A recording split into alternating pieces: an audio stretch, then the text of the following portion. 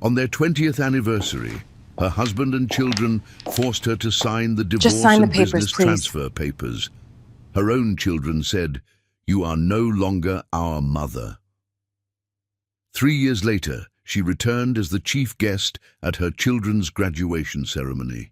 My beautiful family, this story is about women, women who lose their beauty giving life, their dreams raising others, and their peace building a home. Yet, through every scar and every sacrifice, they rise stronger. The true foundation of love and strength, the end will satisfy your heart. I promise you will be very, very unlucky if you miss this story.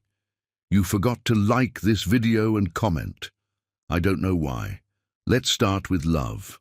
She had spent 20 years building a home, only to discover she'd been living in a house of cards all along.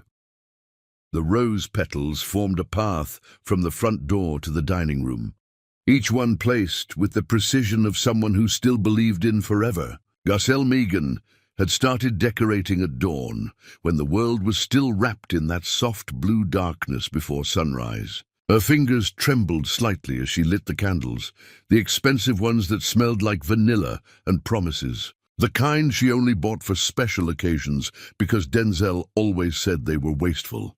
But tonight wasn't about practicality. Tonight marked 20 years of marriage, 2 decades of waking up beside the same man, of building a life that was supposed to mean something.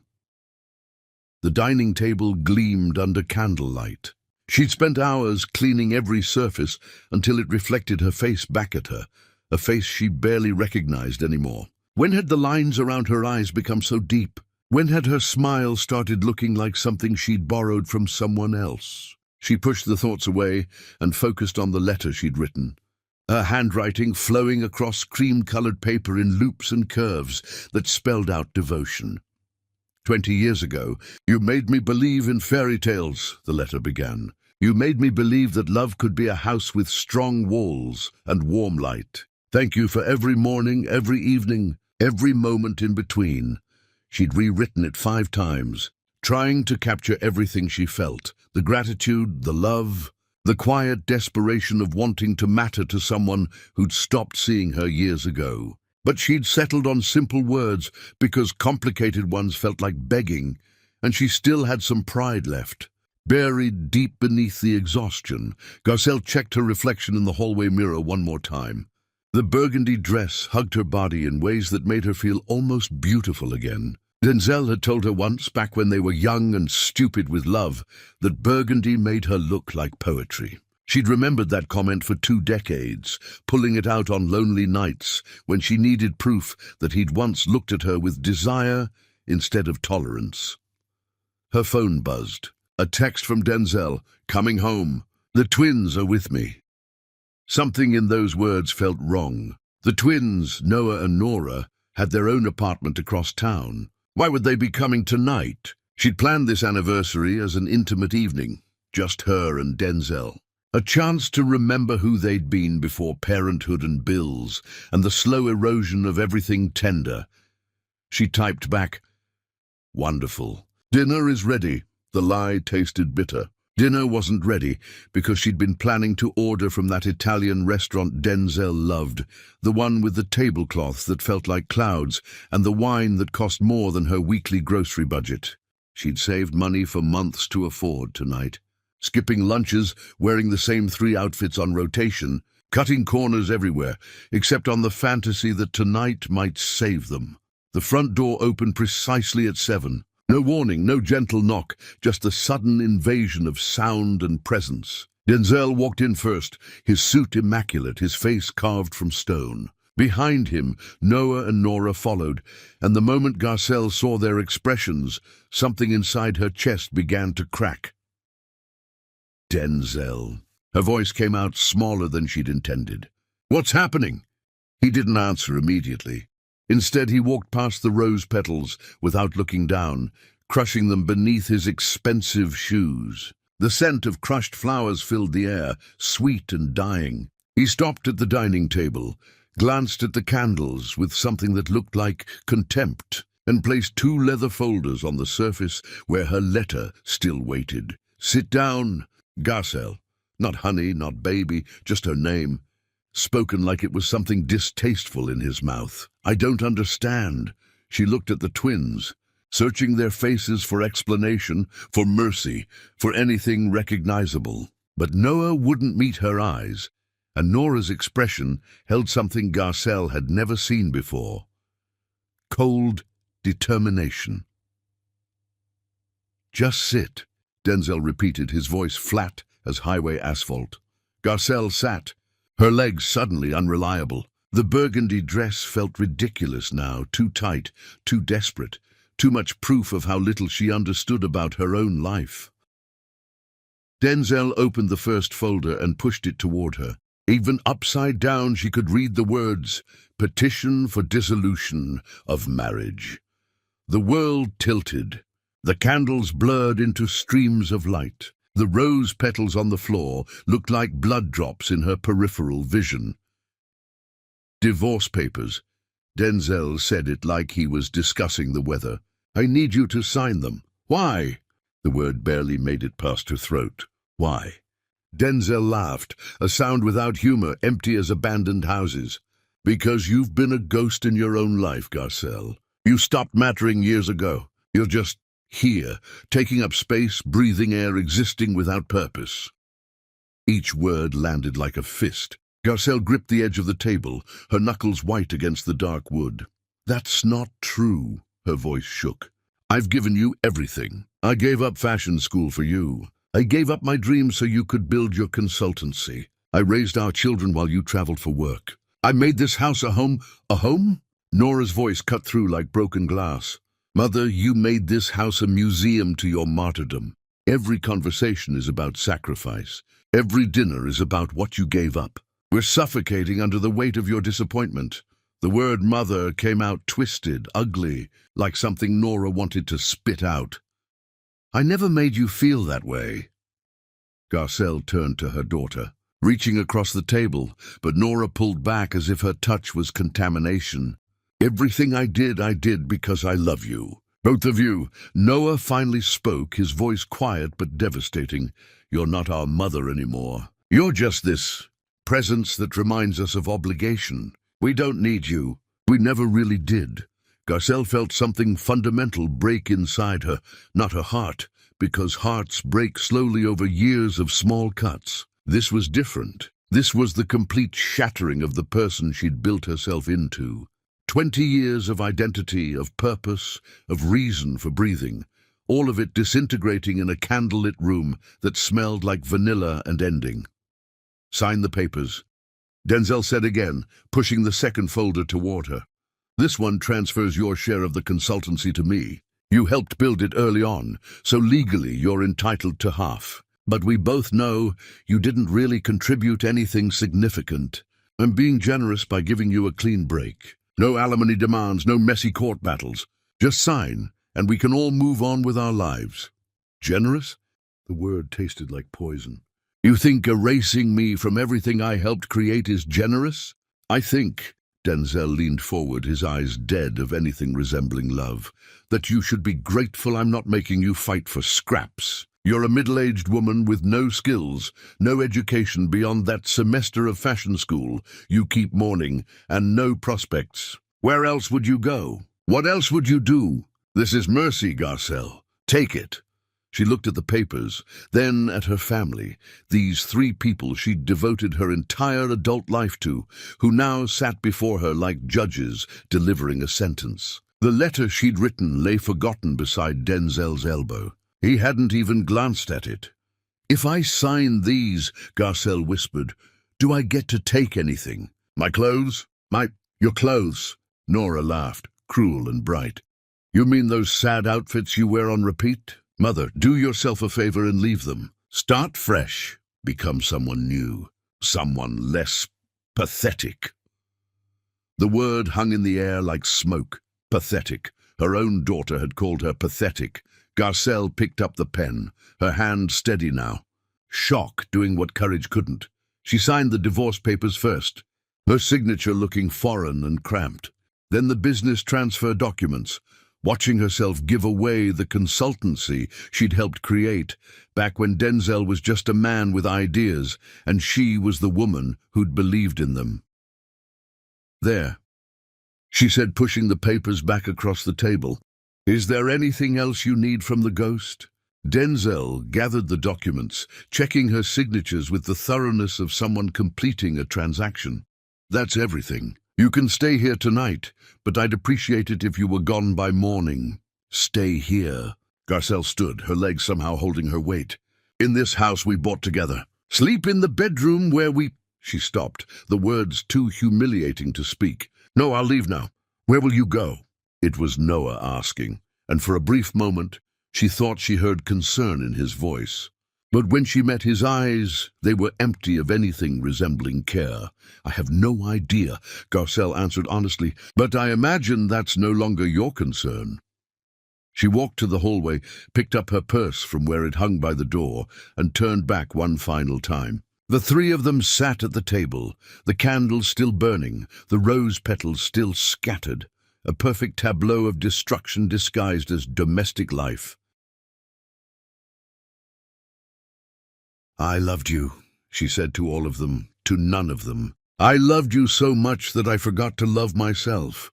And now I can't even remember who I was before I became yours."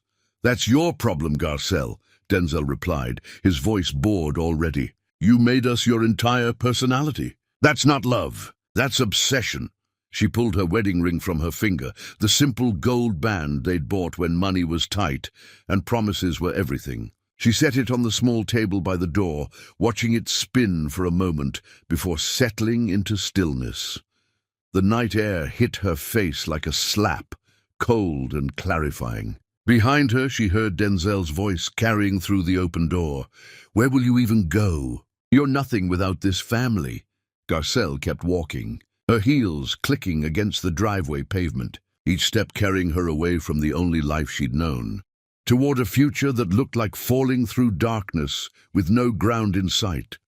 The burgundy dress that had made her feel almost beautiful now felt like a costume for a play that had closed without applause. She reached her car, a sedan Denzel had bought her years ago, practical and forgettable, and sat in the driver's seat without starting the engine. Through the windshield, she could see the house lit up like something from a magazine spread. Perfect exterior, rotting foundation. She'd polished that lie for 20 years. Her phone buzzed with a text from Denzel. "Left your house keys on the table. Don't come back for them." Garcelle looked at the message until the screen went dark, then finally started the car. The engine turned over with a reluctant cough, and she pulled away from the curb, away from the house, away from the family that had just signed her death certificate. She drove without destination, tears finally coming, now that no one could see them break her apart. The city lights blurred into watercolor smears. She had no money beyond the $50 in her wallet. No friends who weren't really Denzel's friends first. No family. Her parents had passed years ago, and she'd been an only child. Just herself. Just Garcelle Megan, whoever that was beneath the ash and rubble. She pulled into a shopping center parking lot, killed the engine, and sat in the darkness wondering if it was possible to die from having your soul ripped out while your body kept breathing. The night stretched ahead, long and empty, and hers alone. Quarter two, sleeping in cars and dreaming in colored dawn, arrived without permission, painting the shopping center parking lot in shades of gray that matched Garcelle's soul. She'd slept in the back seat of her car, curled into a position that made her spine scream complaints. Every muscle ached from the cramped space, but the physical pain was almost welcome, something concrete to focus on instead of the howling void where her life used to be. A security guard tapped on her window around 6 in the morning, his face a mixture of suspicion and pity. "Ma'am, you can't stay here. I'll need you to move along." Garcelle sat up, her burgundy dress wrinkled beyond recognition, her hair a disaster of tangles and regret. "I'm going," she managed, her voice rough from crying in her sleep. She caught her reflection in the rearview mirror and barely recognized the woman staring back. Red-rimmed eyes, mascara tracking down her cheeks like war paint, lips cracked from breathing through her mouth all night. This was what abandonment looked like on a human face. The car started on the third try, coughing exhaust into the cold morning air. Garcelle drove to a gas station, parked near the bathrooms, and went inside with her purse clutched tight against her ribs. The attendant, a teenager with purple hair and bored eyes, didn't look up from his phone as she passed. In the bathroom mirror, under fluorescent lights that made everything look like a crime scene, Garcelle tried to salvage some dignity. She scrubbed her face with rough paper towels and cold water, washing away the makeup and the tears and the evidence of collapse. The burgundy dress looked obscene in daylight, too fancy, too desperate, screaming divorce celebration gone nuclear. A woman came in while Garcelle was bent over the sink, splashing water on her neck. The woman glanced at her, then away, then back again. That particular dance people do when they're trying to decide if someone needs help or just needs to be left alone. "You all right, honey?" the woman asked finally, her southern accent thick as morning syrup. "Fine," Garcelle lied. "Just a long night?" The woman nodded, unconvinced, and disappeared into a stall. Garcelle dried her face and hands, finger-combed her hair into something resembling order, and walked out before any more questions could land. She sat in her car and counted the money in her wallet. $53.22, her entire net worth. She had no bank account in her own name. Everything had been joint accounts that Denzel controlled. Her credit cards were probably already cancelled. She was essentially homeless, broke, and invisible. The realization should have destroyed her. Instead, it sparked something small and fierce in her chest. Not hope. Hope was too generous a word, but maybe defiance. Maybe the first molecule of anger. She drove through the city streets, seeing her surroundings differently now. Before, she'd navigated as someone's wife, someone's mother, always in relation to other people. Now she was just Garcelle, and the city looked foreign and sharp with possibility. A help-wanted sign in a dry cleaner's window caught her attention. She pulled over, checked her face one more time, and walked inside. The shop smelled like steam and chemicals and other people's lives. An elderly Korean woman stood behind the counter, sorting through plastic-wrapped garments with the efficiency of someone who'd done this for decades. "You need dry cleaning?" the woman asked without looking up. "I need a job," Garcelle answered. Now the woman looked up, her eyes shrewd and measuring. She took in Garcelle's wrinkled dress, her desperate posture, her empty hands. "You ever worked dry cleaning before?" "No," Garcelle admitted. "But I learn fast, and I need work more than I need pride right now." The woman studied her for a long moment, seeing something in Garcelle's face that made her nod slowly. "I'm Mrs. Kim. I pay minimum wage, cash daily, no questions about your past. You work hard, you keep working. You slack, you gone. Understand?" "I understand. You start now. There's an apron in the back." Garcelle spent that first day learning the machinery, the massive pressing machines that could take off a finger if you weren't careful, the chemical baths that made her eyes water, the rhythm of sorting and tagging and hanging. Her hands, soft from years of avoiding real work, developed blisters by noon. Mrs. Kim watched her with hawk-like attention, occasionally correcting her technique, but mostly letting her struggle through. During a brief lunch break, the old woman brought Garcelle a container of kimchi and rice from her own meal. "You're running from something," Mrs. Kim said. "It wasn't a question. Everything," Garcelle replied, accepting the food with gratitude that made her throat tight. "Good. Running means you're still moving. It's the ones who stay that die slowly." They ate in companionable silence, and Garcelle felt the first thread of something she might eventually call hope. At the end of the shift, Mrs. Kim counted out bills and pressed them into Garcelle's palm. $60. You come back tomorrow, same time. Garcelle stared at the money like it was magic. She'd earned this. Not through marriage, not through sacrifice, but through her own hands doing actual work. "Thank you," she whispered. "Don't thank me. You earned it." Big difference. Garcelle left the dry cleaner as the sun was setting, painting the sky in colors that looked like forgiveness. She had $60 and blistered hands and something that might eventually turn into a plan.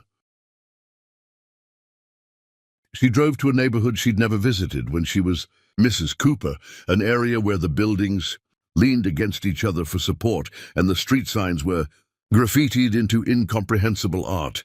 A hand-painted sign advertised rooms for rent. The building manager was a man who'd clearly seen every kind of desperation humanity could manufacture. He looked at Garcelle's rumpled dress and desperate eyes and named his price. First week up front, $80. Shared bathroom down the hall. No visitors after 10. No noise that makes me come upstairs. I only have 60, Garcelle said. He sighed, scratched his unshaven jaw and nodded. 60 now, 20 by Friday. You miss that payment, you're out. Room 310. Third floor, no elevator. The room was barely larger than a closet. A single bed with a mattress that had seen better decades. A dresser with 2 drawers that stuck. A window overlooking an alley where cats fought over garbage. The walls were water-stained and thin as paper. She could hear every sound from the neighboring rooms. Television laugh tracks. Arguments in languages she didn't recognize. A baby crying somewhere above her. It was perfect. Garcelle sat on the edge of the bed and felt the reality settle over her like snow. This was her life now. No rose petals, no candlelight, no anniversary celebrations. Just a room in a building that smelled like cooking oil and defeat. In a neighborhood where people understood survival. She lay back on the bed, still wearing the burgundy dress, and stared at the water-stained ceiling. A crack ran across the plaster in a pattern that looked almost like a map, paths branching and intersecting, leading nowhere and everywhere. That night, she couldn't sleep, despite exhaustion sitting on her chest like concrete. Instead, she pulled a pen from her purse, the same pen she'd used to sign away her marriage, and found a napkin from the gas station crumpled in her pocket. She started drawing. Not consciously, not with any plan, just letting her hand move across the paper, creating lines and shapes that suggested fabric, flow, movement. A dress design emerged from the scribbles, something elegant and impossible. The kind of garment she used to dream about before pregnancy and diapers, and the slow suffocation of becoming someone's appendage. She'd forgotten she knew how to do this. Fashion school felt like a past life, a girl she'd buried under 20 years of someone else's expectations. But her hand remembered, her eye remembered. Some part of her that Denzel and the twins hadn't managed to kill remembered who she'd been before she became theirs. Garcelle drew until her hand cramped, until the napkin was covered in sketches that looked like prayers written in pencil. Then she folded the napkin carefully, placed it in the empty dresser drawer, and finally let sleep take her under. Her dreams were full of fabric flowing like water, of colors she'd forgotten existed, of a woman who looked like her but stood taller, walked prouder, took up space without apologizing. The next morning, she woke to sunlight streaming through the dirty window, hitting her face like a challenge. Her body ached from the lumpy mattress and yesterday's labor. The burgundy dress was hopelessly wrinkled. She had one set of clothes to her name and $20 left until Friday's payment, but she had somewhere to be. Work waiting at the dry cleaner, money she could earn with her own hands, a room with a lock that answered only to her key. Garcelle stood, stretched the soreness from her muscles, and looked at herself in the dress's cloudy mirror. The woman staring back wasn't Mrs. Cooper anymore, wasn't Noah and Nora's mother, was barely Garcelle Megan yet, but she was becoming something, and that was enough for now. Chapter 3. Threads of Resurrection. The boarding house revealed its secrets slowly, like someone learning to trust again.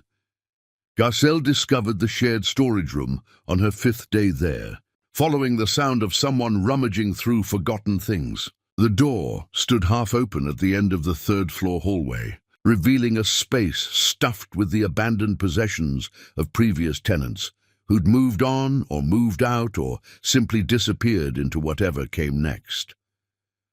An older man was digging through boxes, muttering to himself in Spanish. He looked up when Garcelle appeared in the doorway, his weathered face breaking into a gap-toothed smile. "Looking for treasure?" he asked in heavily accented English. "Just curious," Garcelle replied. "Curiosity is how we survive," he said, pulling out a vintage radio and examining it with the care of an archaeologist. Everything in here belonged to someone who thought they'd need it someday. Then someday came and they didn't need it anymore. Funny how that works. He left with his radio, leaving Garcelle alone with the accumulated debris of other people's lives. She stepped inside, the floorboards creaking under her weight. Boxes were stacked to the ceiling, some labeled in neat handwriting, others torn and spilling their contents like wounded animals. She picked through the chaos without purpose, just touching things that had once mattered to someone. A box of romance novels with cracked spines, a lamp shaped like a hula dancer, a collection of vinyl records still in their sleeves, and then in the corner, buried under a collapsed cardboard box and a blanket that smelled like mothballs, a sewing machine. Garcelle's breath caught. She pulled it out carefully, brushing away dust and cobwebs. It was old, the kind with a foot pedal and mechanical gears visible under the faceplate. The brand name had worn away, but the machine had the solid weight of things built to last forever. She sat on the floor beside it, running her fingers over the metal surface, and something cracked open inside her chest. Not grief this time, but recognition. This machine looked like the one her grandmother had owned, the one where Garcelle had learned to sew as a girl, creating doll clothes and dreaming of runways. That was before Denzel.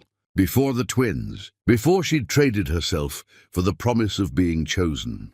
She carried the machine to her room, struggling under its weight, not caring that it left oil stains on the burgundy dress she still hadn't changed out of. In her tiny space, she set it on the dresser, pushing aside the few items she'd managed to buy at a thrift store, a toothbrush, a bar of soap, a comb.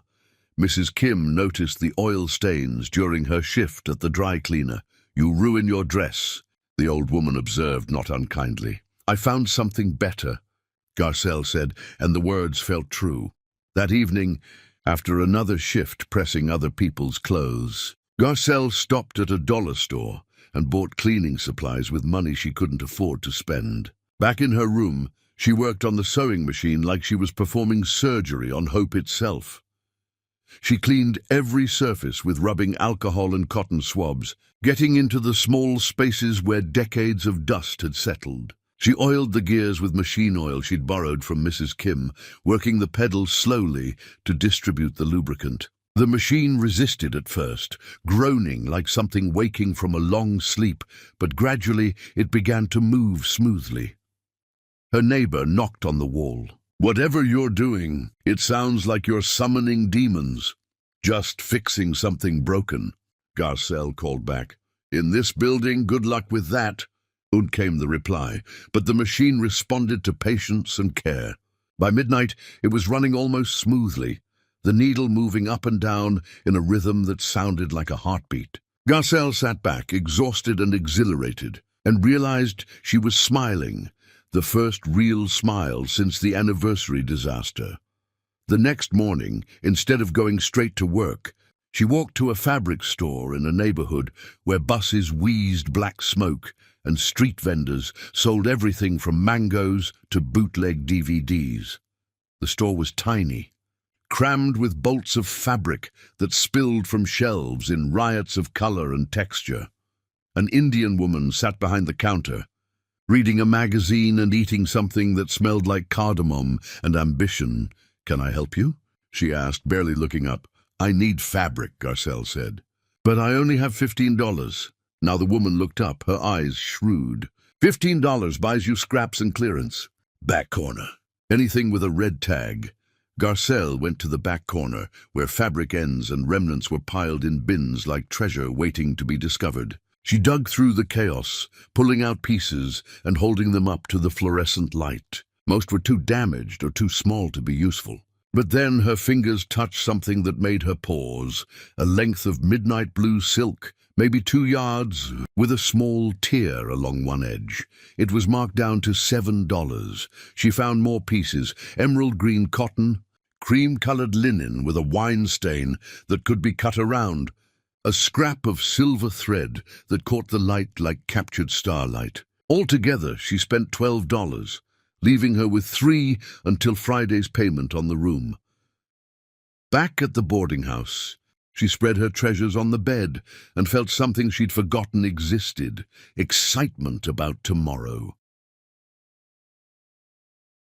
That night, she cut her first pattern freehand using newspaper she'd found in the storage room. The dress design came from the napkin she'd sketched on that first horrible night, an elegant silhouette that would flow like water, that would make whoever wore it feel like they were worth looking at. She cut the midnight blue silk with scissors borrowed from Mrs. Kim, each snip deliberate and irreversible. There was no going back once fabric was cut. No apologies, no second chances, just commitment to the vision. The sewing machine coughed through the first seam, the thread tension wrong, the stitches uneven. Garcelle adjusted, tried again, failed, adjusted more. Her back ached from hunching over. Her eyes burned from the dim light of the single bulb hanging from the ceiling. But the dress began to take shape, imperfect, amateur, but undeniably real. She worked through the night, stopping only when the machine jammed or her vision blurred too badly to see straight. By dawn, she had something that resembled a dress. The hem was slightly crooked. The neckline didn't sit quite right, but when she held it up to the dirty window, letting sunrise pour through the fabric, it looked like possibility-wearing thread. Garcelle put on the dress, standing in front of the dresser mirror. It fit her body like it had been designed specifically for her architecture, because it had been. Every curve, every angle, every place where her body told stories of bearing children and bearing grief. The mirror showed her something she hadn't seen in years, a woman who looked like she might have something to say. She wore the dress to the Sunday market that sprawled across 6 blocks in the neighborhood's commercial district. Vendors sold everything: vegetables still wearing garden dirt, knockoff designer bags, tamales wrapped in corn husks, used electronics of questionable legality. The air smelled like cilantro and exhaust, and the particular optimism of people trying to make rent through sheer determination. Garcelle walked through the market, not selling anything, just existing in public wearing something she'd created. People noticed. Not everyone, but enough. A woman selling handmade jewelry caught her arm as she passed. "That dress," the woman said. "Where did you buy it?" "I didn't buy it," Garcelle answered. "I made it."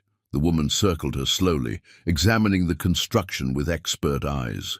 "You selling?" "I need something like this for my daughter's engagement party. Something that doesn't scream cheap but doesn't cost my rent money." Garcelle's mind went blank. She hadn't thought about selling. This was her only dress besides the ruined burgundy one. "How much would you pay?" she heard herself ask. The woman named a number that was 3 days' wages at the dry cleaner. "Give me your number," Garcelle said, her voice steady despite her heart trying to escape her chest. "I'll make you something." She took orders from 3 more women that day, all of them drawn to the dress like moths to specific light. They wanted clothes that understood their bodies, that celebrated instead of concealed, that didn't cost what the department stores demanded for the privilege of looking presentable. Garcelle went home with their contact information and a commission list and the terrifying realization that she might have just started something that could save her. She worked double shifts at the dry cleaner while sewing at night, sleeping in 90-minute increments, surviving on coffee and the particular stubbornness of people who've decided dying is no longer an option. Her fingers bled from needle pricks. Her eyes developed permanent red veins. Mrs. Kim noticed but said nothing, just left small containers of food on the counter during breaks. Rice, kimchi, mysterious soups that tasted like someone's grandmother had poured love into a pot. The first dress Garcelle delivered made the client cry. Not sad tears, the kind that come from being seen, The woman put on the emerald green creation and stared at herself in her own mirror, touching the fabric like it might disappear. "Who made this?" she whispered. "I did," Garcelle said, and the words felt like claiming citizenship in a country she'd been exiled from. The woman paid her in cash, worn bills that smelled like life and possibility. She also took a photograph, posting it online with words that would change everything. "Found this designer working out of nowhere. She makes you look like you matter." The post spread. Orders came in faster than Garcelle could fulfill them. She had to start turning people down, which felt like luxury and torture in equal measure. Her tiny room became a workshop, fabric covering every surface, thread spools organized by color, pattern pieces hanging from strings she'd strung across the ceiling. Other residents started noticing. The nurse from down the hall asked for a dress for her daughter's graduation. The taxi driver wanted something for his anniversary. The teacher who'd lost her certification asked if Garcelle needed help cutting fabric. Garcelle hired her, paying what she could afford, teaching her skills that could outlast anyone's rejection. Then she hired the nurse's sister, a woman who'd fled an abusive marriage with nothing but her hands and her hunger to survive. They worked together in that tiny room. 3 women creating clothes that told stories about refusing to disappear. Garcelle's reputation grew through the particular magic of people who've been ignored, recognizing someone who sees them. No website, no advertising, just word spreading through neighborhoods where survival was an art form and resources were shared like oxygen. She opened a tiny commercial space, barely more than a closet with a cracked window, in a building scheduled for demolition. The landlord, a man who'd also survived abandonment, gave her a break on the rent because he recognized the look in her eyes, desperation transformed into determination. 3 months, he said. Then the building comes down. Make what you can while you can. Garcelle and her small team moved the sewing machines and supplies into the space, transforming it into an atelier that smelled like fresh paint and fierce intention. They hung a sign in the window, hand-painted by the teacher, Megan Originals. Not Cooper, Megan, her own name reclaimed. The 3-month deadline approached, then passed. The demolition got delayed for reasons no one could explain. Permits, inspections, bureaucratic mysteries. It felt like the universe bending slightly in her direction, or at least stopping its determined crushing of her existence. Orders kept coming. The tiny space filled with the sound of sewing machines creating armor disguised as clothing. And late at night, when everyone else had gone home, Garcelle would stand at the cracked window, looking out at the city that had tried to swallow her whole, and whisper, "I'm still here, still breathing, still becoming." Chapter 4. The Billionaire's Offer and a Woman's Pride. The town car looked obscene parked outside her tiny atelier, all gleaming black paint and tinted windows, like a shark that had swum into a goldfish pond by mistake. Garcelle noticed it through her cracked window while pinning a hem on a client's dress. The car had been sitting there for 10 minutes, engine running, making the neighborhood kids circle it with the particular fascination of people recognizing wealth from a distance. When the door finally opened, a man stepped out wearing a suit that probably cost more than her first year's rent at the boarding house. He was black, somewhere in his 50s, with salt and pepper hair and the kind of posture that suggested he'd never apologized for taking up space. He looked at her building, leaning, graffitied, held together by hope and duct tape, with an expression Garcelle couldn't quite read. Then he walked toward her door. "Someone important is coming," the teacher called out, her voice tight with the nervousness of people who'd learned that important men rarely brought good news. The man knocked, despite the door being halfway open, a courtesy that surprised Garcelle. "I'm looking for the designer," he said. "Garcelle Megan? That's me." She set down her pincushion, wiping her hands on her work pants. "Can I help you?" He extended his hand. "Peter Williams. I wonder if we could talk privately. The name registered vaguely. She'd seen it in magazines, on billboards, in news articles about venture capital and sustainable business practices. Peter Williams was the kind of wealthy that made other wealthy people nervous. Garcelle glanced at her two employees, who'd both stopped working to stare. "It's fine," she told them. "Take your lunch break early." They gathered their things and left, casting suspicious looks at Peter Williams on their way out. When the door closed behind them, Garcelle turned back to this man who'd brought his expensive town car into her neighborhood, like an ambassador from a country she'd been exiled from. "Mr. Williams." "Peter, please." He looked around the tiny space, taking in the sewing machines, the fabric piles, the patterns pinned to the walls.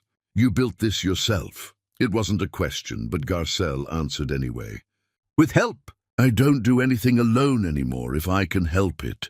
He nodded slowly, picking up a finished dress from the rack, midnight blue with silver threading, part of a small collection she'd been preparing. He examined it with the careful attention of someone who understood quality. "I've been following your work," he said, "or trying to. You're difficult to track down. No website, no social media presence, no business registration that I could find, but your designs keep showing up on women who look like they've discovered themselves for the first time." Garcelle felt her defenses rising. "I'm not hiding. I'm just working." "I can see that." Peter set down the dress carefully. "I invest in fashion, sustainable brands, ethical manufacturing, designers who understand that clothes can be revolutionary. Your work fits that profile. More than fits it, actually. It embodies it." Here it comes, Garcelle thought. The offer with strings attached. "I'd like to invest in Megan Originals," Peter continued. "Startup capital to expand beyond this space. Connections to manufacturers who could scale your production while maintaining quality. Introductions to buyers who could get your designs into boutiques across the country. A proper studio in the arts district with actual light and enough room to grow. Everything you'd need to turn this," he gestured around the tiny space, "into an empire." The word empire hung in the air like an impossible promise. "And what would you own in return?" Garcelle asked, her voice sharper than she'd intended. Peter smiled slightly. "Direct, I appreciate that. Standard venture capital arrangement. I'd take an equity stake, sit on the board, provide strategic guidance." "Control my vision," Garcelle translated. "Guide it," he corrected. "There's a difference." "Is there?" She moved to the window, looking out at the neighborhood that had taught her survival. "Because from where I'm standing, guidance sounds like a polite word for someone else deciding who I should become." Peter was quiet for a moment. When he spoke again, his voice had lost its business pitch polish. "Can I tell you something? And I mean really tell you, not the investor speaking to the potential investment." Garcelle turned back to face him, surprised by the shift. "Go ahead." "I was in foster care until I aged out," he said. 11 different homes, 11 different versions of who people wanted me to be. Smart enough to get scholarships, but not smart enough to make white parents comfortable. Athletic, but not threatening. Ambitious, but grateful. I spent 18 years becoming whatever kept me fed and housed." He paused, and Garcelle saw something in his face she recognized, the scar tissue of survival. "When I finally got free," Peter continued, "I had nothing. No family, no support system, just a college scholarship and enough rage to power a city. I built my first company from scratch, took it public, sold it for more money than any of those foster parents ever dreamed of having. And you know what I learned?" "What?" Garcelle asked softly. "That the first thing you build yourself matters more than anything that comes after. Because it's proof. Proof that you can. Proof that you exist, independent of anyone's permission or belief. Once you have that proof, no one can ever make you doubt yourself again." The words landed in Garcelle's chest like arrows finding their target. "So here's the truth," Peter said. "Yes, I could accelerate your growth. Yes, I have resources and connections that would save you years of struggle. But if you take them now, you'll always wonder if you could have done it alone. And that wondering will poison every success you have afterward." Garcelle stared at him, this stranger who seemed to understand the exact shape of her hunger and her fear. "Are you telling me not to take your offer?" she asked. "I'm telling you that I see you," Peter replied. "Not the business opportunity. You, the woman who's rebuilding herself stitch by stitch because she needs to know she can. And that woman deserves to prove it to herself before anyone else gets to claim credit. Then why are you here? Because when you're ready, not for my money, but for genuine partnership between equals, I want you to remember this conversation. I want you to know that someone saw your worth when you were still discovering it yourself." Peter pulled out a business card, setting it on her work table. "No pressure, no timeline. Just an open door when you're ready to walk through it." He started toward the exit, then paused. "That dress you're wearing, did you make it?" Garcelle glanced down at the simple cotton dress she'd sewn for herself during a sleepless night. "Yes, it's perfect," he said. "Not because it's flawless. I can see the hem is a little uneven. But because it looks like you wore your story and didn't apologize for a single word." Then he was gone, the town car pulling away and leaving the neighborhood looking slightly more ordinary by comparison. Garcelle stood alone in her tiny atelier, holding his business card, feeling something she couldn't quite name. The teacher and the nurse's sister returned from lunch, chattering about the fancy car and the fancy man, asking questions Garcelle barely heard. She looked around her space, the cracked window, the ancient sewing machines, the fabric piles that were really piles of possibility. This was hers. She'd built it from absolutely nothing, while the people who'd claimed to love her turned their backs, and she wasn't done building yet. That evening, after her employees left, Garcelle stayed late working on a new design. Her hands moved across fabric with growing confidence, creating seams that told stories of survival without apology. She thought about Peter Williams's words, about building something yourself first, about needing proof that you existed independent of anyone's permission. She'd spent 20 years seeking permission to matter, to exist, to take up space in her own family. She'd signed papers erasing herself because she'd believed that's what love required, the complete dissolution of self. But here, in this tiny space in a building scheduled for demolition, she was creating something that answered only to her vision. Every dress she made was an argument against disappearing. Every client she dressed was a woman learning she deserved to be seen. Maybe Peter Williams was right. Maybe she needed to build this empire, if that's what it became, with her own bleeding hands first. Not because she didn't deserve help, but because she needed to know, bone deep and certain, that she was capable of survival without anyone's rescue. She pinned Peter's business card to the wall beside her patterns, not throwing it away but not using it either, just letting it exist as a reminder. Someone believed in her, but first she needed to believe in herself.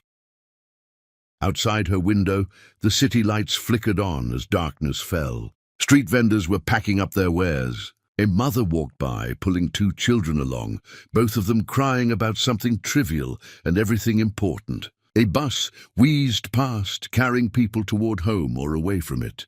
Garcelle turned back to her work, threading the machine with silver that caught the overhead light like captured starlight. The dress taking shape beneath her hands would be beautiful, not because it was perfect, but because every stitch was an act of defiance against everyone who'd told her she was nothing. "Watch me," she whispered to the empty room. To Denzel and the twins who weren't there to hear. "Watch me build cathedrals with these hands you tried to bury."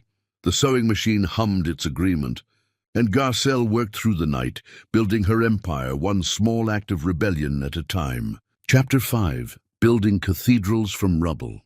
The wedding dress commission arrived through a message that made Garcelle's hands shake. It came from a woman named Juliette, a janitor at a downtown hospital, who'd seen one of Garcelle's designs on a co-worker. Her daughter was getting married, and Juliet had exactly $400 saved for a dress. Department stores wanted 3 times that for something that made her daughter feel like an imposter in her own skin. "Can you make magic happen with this budget?" Juliet's message asked.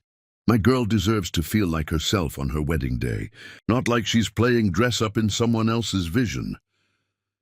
Garcelle read the message 3 times, calculating fabric costs and labor hours, and the mathematics of making miracles happen on impossible budgets. $400 was barely enough. But she remembered being someone's daughter once, remembered her own mother scraping together money for her fashion school application fee before life intervened. She replied, "Tell me about your daughter. What makes her feel beautiful?" They met on a Sunday at Garcelle's atelier. Juliet brought her daughter Sophia, a girl in her early 20s, with her mother's eyes and the particular nervousness of people who'd learned to expect disappointment. Sophia moved through the tiny space like she was afraid of breaking something, touching nothing, apologizing for existing. "Don't apologize," Garcelle said gently. "This space is for women who've been made to feel like they're too much or not enough. You're exactly right here." She spent an hour just talking to Sophia, not about dresses, but about who she was beneath the wedding planning stress. Sophia worked at a community center teaching art to kids. She loved bright colors, but always wore gray because bright felt like asking for attention. She wanted to feel like herself on her wedding day. But herself had been buried under so many people's opinions, she'd forgotten what that even meant. "Tell me," Garcelle said, "if no one was watching, if you weren't worried about what anyone thought, what would make you feel powerful?" Sophia's answer came out small at first, then stronger. "Yellow. I'd wear yellow like sunshine. Something that moves when I move, that doesn't hold me still like I'm made of porcelain." Garcelle nodded, sketching while Sophia talked. Her dress emerged on paper, flowing, unconventional, the color of hope that refuses to be quiet. "This," she said, showing Sophia the sketch. "But only if it feels like you." Sophia started crying, the kind of tears that come from being seen after years of invisibility. "How did you know?" "Because I spent 20 years wearing what everyone else wanted," Garcelle answered. "I know what it looks like when someone's drowning in other people's expectations." She made that dress with more care than she'd given anything. Yellow silk that caught light like captured joy. A flowing skirt that would move like water. Details that celebrated Sophia's body instead of demanding it apologize. She worked through nights, sleeping in 90-minute increments, surviving on coffee and the particular stubbornness of women who decided other women's happiness mattered. The teacher and the nurse's sister helped with the detail work, hand-stitching beading, creating delicate embroidery that told stories in thread. They worked together in that tiny space, building something that felt like more than a dress. When Sophia came for the final fitting, she put on the dress and went completely still. Then she started laughing, not polite laughter, but the kind that comes from finding yourself after being lost. "This is me," she whispered, touching the fabric like it might vanish. "This is actually me." Her mother Juliet took photographs with her phone, tears streaming down her face. "My baby looks like she's made of sunlight." The wedding happened on a Saturday in a community center gym, decorated with string lights and homemade flowers. Garcelle wasn't invited, but Juliet sent her photographs afterward. Sophia glowing in yellow silk, surrounded by people who loved her loudly and without conditions. Then Juliet posted the photos online with words that would change everything. "This designer made my daughter's dreams fit her budget and her soul. She's working miracles out of a closet across town. Someone should know about her." The post went viral, shared thousands of times by women who understood the violence of not being able to afford to feel beautiful. Orders flooded in faster than Garcelle could process them. Her phone buzzed constantly with messages from strangers asking if she could make magic happen for them too. She had to make a decision. Keep working from the tiny space, turning down most requests, or find a way to expand. The building's demolition had been delayed again. Bureaucratic mysteries no one could explain. But it felt temporary, like living on borrowed time. Garcelle needed something more permanent, more solid. She counted her savings, money earned one exhausting shift at a time, one dress at a time. It wasn't enough for a real space in a decent neighborhood, but it was enough for something. She found a small storefront in the fashion district, barely more than a box with windows, sandwiched between a Thai restaurant and a vintage record shop. The rent was just at the edge of what she could afford if she didn't eat and didn't sleep and didn't have any emergencies. "I'll take it," she told the landlord, signing papers that felt less like a death sentence than the divorce documents had. Moving day required everything Garcelle owned and several things she had to borrow. She'd bought a used truck from a lot that specialized in vehicles with questionable histories, a battered Ford with seats held together by duct tape and an engine that sounded like it was digesting rocks. The nurse's sister had a boyfriend who drove trucks for a living. His name was Marcus, and he showed up on moving day with the practiced exhaustion of someone who'd worked too hard for too long. "So you're the designer everyone's talking about," he said, loading sewing machines into the truck bed with surprising gentleness. "I'm trying to be," Garcelle replied. They made 3 trips between the old atelier and the new storefront, the truck groaning under the weight of her accumulated equipment and supplies. Marcus drove with the careful attention of someone who understood that these weren't just things.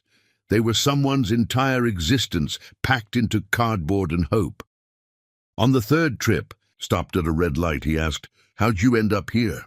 Building all this?" Garcelle watched the city move past the truck's dirty windows, people rushing toward their lives or away from them, everyone carrying invisible weight. "I had a choice," she said slowly. "Die quietly or become impossible to ignore. Turns out I'm terrible at dying." Marcus laughed, a sound that understood survival from the inside. "Yeah, I know that choice. Made it myself after my first wife took everything, including my belief that I mattered. Took me 3 years to remember I was a person before I was her husband." They sat in comfortable silence after that. 2 people who'd learned the same lessons in different languages. The new storefront smelled like paint and possibility. Garcelle and her small team spent a weekend transforming it, scrubbing floors, painting walls in colors that felt like optimism, arranging sewing machines in configurations that allowed for growth. She hung her first dress in the window, the midnight blue one with silver threading, and hand-painted a sign. Megan Originals, not hiding anymore, not apologizing, just existing loudly enough to be heard. The neighborhood noticed. The Thai restaurant owner brought pad Thai as a welcome gift. The record shop owner offered to share Wi-Fi. Other small business owners stopped by to introduce themselves, a coalition of people who'd all bet against the odds that said they should give up. Orders kept multiplying. Garcelle hired 2 more seamstresses, both women who'd been invisible in other places, who knew what it meant to be dismissed. She paid fair wages, taught skills that could outlast anyone's rejection, created a space where surviving wasn't shameful. Her reputation spread through the particular magic of women recognizing someone who saw them. No fancy marketing, no expensive advertising, just word of mouth carrying her name through neighborhoods where resources were shared like oxygen. A fashion blogger discovered her work at a community event and wrote, "Mystery designer creating couture that understands real bodies and real budgets. In a world of fashion that demands women apologize for existing, she's making clothes that celebrate survival." The article was shared thousands of times. Suddenly Garcelle's tiny storefront had lines outside, women waiting hours for consultations, bringing stories of their bodies and their lives, asking if she could make them feel seen.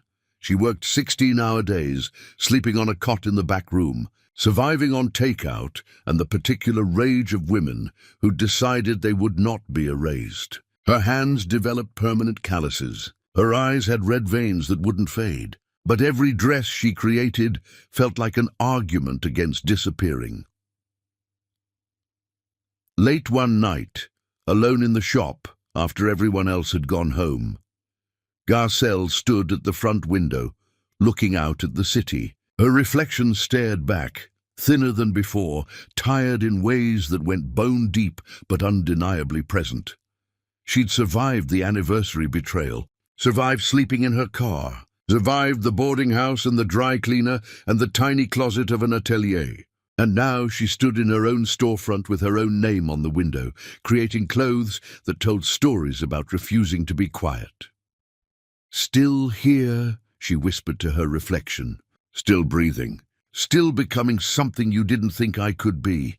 Her phone buzzed. Another order request. Another woman asking if Garcelle could make magic happen.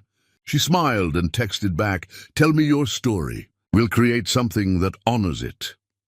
Outside, the city continued its endless movement, people rushing toward futures they hoped would be kinder than their pasts. And inside her small storefront, Garcelle Megan stood surrounded by fabric and thread and the accumulated proof that she'd refused to die when dying would have been easier. The sewing machines waited silently, ready for morning, ready for the next act of resurrection. Chapter 6. When your name starts meaning something. The celebrity stylist's message arrived at 3 in the morning, which was perfect because Garcelle hadn't slept yet anyway. I need 20 custom pieces for a film premiere. Major actress, major visibility. 4 weeks. Name your price. Garcelle read the message 6 times before her brain accepted it was real. This wasn't another local order, another woman looking for a dress that fit both her body and her budget. This was the kind of opportunity that separated people who had potential from people who became forces. She typed back, "Send me her measurements and the mood you're going for. I'll need fabric costs up front and 4 weeks, not 3. Quality bows to no deadline." The response came within minutes. "Deal. Welcome to the big time." Garcelle sat in her backroom workshop, surrounded by fabric and thread and half-finished dreams, and felt terror mixing with something that might eventually become confidence. This was the door opening. Everything she did next would either prove she belonged or prove everyone right who'd said she was nothing. She called an emergency meeting with her team, 5 seamstresses now, all women who'd found their way to her through the invisible network of people society overlooked. They gathered in the storefront before dawn, drinking coffee that tasted like battery acid and ambition. "We have 4 weeks to create 20 pieces for a Hollywood premiere," Garcelle announced. "It's going to be brutal. Long hours, no mistakes, everything perfect. I can't pay you more than our standard rates, but I can promise you that if we do this right, your names will be on something that matters." The teacher spoke first. "Do we get to tell people we made clothes for a movie star?" "You get to tell people you made art," Garcelle corrected. "The movie star part is just details." They worked like they were building temples instead of dresses. Garcelle designed each piece specifically for the actress's measurements, flowing gowns that would move like water on camera, structured jackets that would photograph like armor, casual pieces that would make paparazzi shots look editorial. The fabrics arrived in boxes that cost more than her first month's rent at the boarding house. Silk that felt like touching moonlight, cashmere that made you understand why people wrote poetry about texture, linen so fine it could have been woven from clouds. Garcelle cut each pattern herself, not trusting anyone else with fabric this expensive, this unforgiving. One mistake would cost hundreds of dollars. Her hands shook the first time she put scissors to silk. But then muscle memory took over, the same confidence she'd developed sewing scraps into survival. The team worked in shifts, the storefront transforming into a factory of focused intensity. Thread colors had to match perfectly. Seams had to lie flat without puckering. Hems had to be invisible. Everything had to be flawless, because this wasn't just about one client, it was about proving Garcelle Megan belonged in conversations with names that mattered. Peter Williams called 2 weeks into the project. "Heard through the fashion grapevine you landed the premiere commission," he said, his voice warm with something that sounded like pride. "How's it going?" I haven't slept in 4 days. My hands are cramping, and I'm fairly certain I've forgotten how to have thoughts that aren't about seam allowances, Garcelle replied. So basically perfect, he laughed. That's the voice of someone becoming who they're meant to be. Need anything? And before you refuse, I'm not offering money. Just checking if there's anything practical I can help with. Garcelle looked around her packed storefront at the chaos of creation happening in every corner. Actually, she heard herself say, could you send coffee? The good kind that doesn't taste like punishment. Enough for 6 women who've forgotten what sleep feels like. Done. Anything else? Just don't tell me I should have taken your investment offer back then. I need to prove I could do this myself first. Garcelle, Peter said gently, you already proved that the moment you left that boarding house room and didn't give up. Everything else is just details. The coffee arrived an hour later, expensive espresso beans and a machine that looked like it belonged in an Italian cafe, not a scrappy fashion startup. The card attached said only, for women building empires. PW. Her team stood around the machine like it was a religious artifact. The first sip of properly made coffee brought actual tears to the teacher's eyes. Is this what rich people taste every morning? She asked. Apparently, Garcelle replied. And now we do too. They finished the collection with 6 hours to spare, 20 pieces that made Garcelle's chest ache with the particular pride of creating something undeniably excellent. Each garment told a story, and together they formed a narrative about women who refused to apologize for taking up space. The stylist picked up the collection personally, spreading each piece across Garcelle's work table with the reverence usually reserved for holy objects. These are stunning, she breathed. Better than I imagined. Who are you, really? Someone who learned to sew her own parachute while falling. Garcelle answered. The premiere happened on a Tuesday night. Red, carpets and flashbulbs and cameras broadcasting to millions of people who suddenly wanted to know who dressed the actress glowing in. Midnight blue silk with silver threading. Garcelle watched from her tiny apartment. She'd finally upgraded from the boarding house to a studio with actual windows and saw her designs. Moving on a screen like living things, the actress gave interviews mentioning this incredible new designer who made me feel like myself in expensive packaging. By Wednesday morning, Garcelle's phone had exploded. Orders from stylists representing musicians, athletes, actresses who wanted pieces that combined fashion with feeling. Interview requests from magazines that had previously never heard her name. Boutique owners asking if they could carry her line. She sat on her apartment floor, overwhelmed by the sudden visibility, and called Peter Williams. It's happening too fast, she said when he answered. I'm not ready. Yes, you are, he replied calmly. You've been ready. You just didn't have the platform. Now you do. Question is, what are you going to do with it? I have no idea, Garcelle admitted. Then figure it out. And remember, you built this with your own hands. No one gave it to you. That means no one can take it away unless you let them, she expanded. Carefully, deliberately, making sure growth didn't mean losing the soul of what made Megan Originals matter. She hired more seamstresses. Always women who'd been overlooked, always fair wages, always dignity in the work. She moved into a real studio in the fashion district, a space with floor-to-ceiling windows that let in light like benediction. Her designs started appearing on red carpets and magazine covers. Fashion critics called her the designer who understands that clothes should celebrate the wearer, not the other way around. Major retailers wanted to carry her line. But Garcelle refused. She wouldn't mass-produce, wouldn't compromise quality for profit, wouldn't become the thing she'd been fighting against. She opened 3 flagship stores simultaneously, a decision analysts called recklessly ambitious, but she called making up for lost time. One in her city, one in New York, one in Los Angeles. Each store designed to feel like someone's home instead of a temple to consumption. Awards followed, Entrepreneur of the Year from a magazine that typically ignored self-funded women. Fashion innovator from an organization that usually only recognized designers who'd come from wealth or prestigious schools. Designer to watch from publications that pretended they'd discovered her, conveniently forgetting they'd ignored her until success made her impossible to dismiss.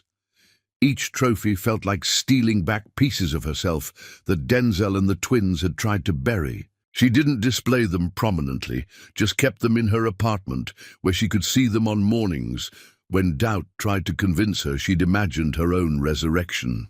Peter Williams became a fixture in her life, not as investor, not as romantic interest, but as the friend who understood what building something from nothing cost. They had coffee monthly, conversations ranging from supply chain logistics to childhood scars neither had fully healed from. "You ever think about them?" Peter asked during one of their meetings. "Your ex, your kids?" "Sometimes," Garcelle admitted. "Less than I used to. It's strange. They were my entire world, and now they're just people who happened to me once." "That's called healing," Peter observed.